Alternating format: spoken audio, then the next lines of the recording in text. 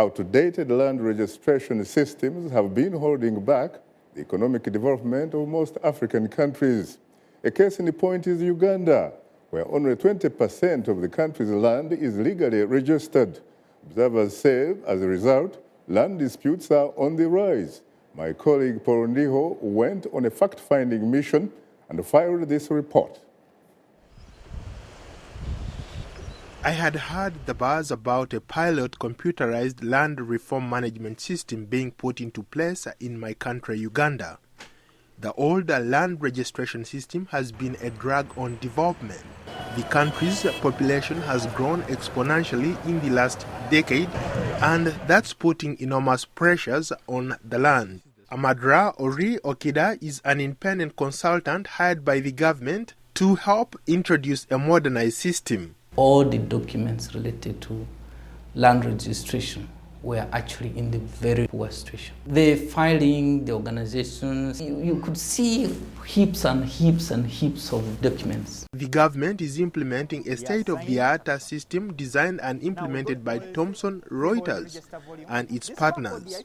I'm here in the capital Kampala to ask the experts and senior government officials to explain the new land information system and its benefits to the public.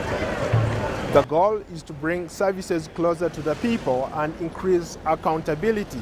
The old manual system dates back to the colonial era, as you can see here at the National Land Records Office in Entebbe. If you want to work for Eastern region, you come in this, so that you know where to go. It's like when you're in a computer, you keep your things in folders.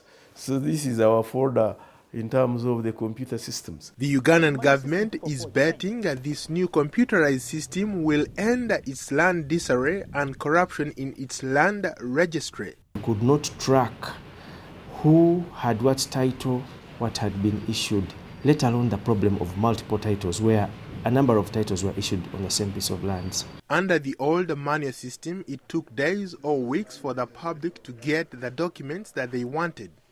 The public deeply disliked having to pay bribes to get the job done. What was happening before? You presented in a district, your documents then went to Entebbe to Kampala, Kampala back to the district. They tell you, oh, go back again, and all kinds of, and sometimes you're not able to complete this. Many people would give up. The new system, there are no more deteriorating paper deeds. Within 8 months of startup, the ministry staff digitized more than 500,000 of these old paper titles. They also scanned torn and tattered maps.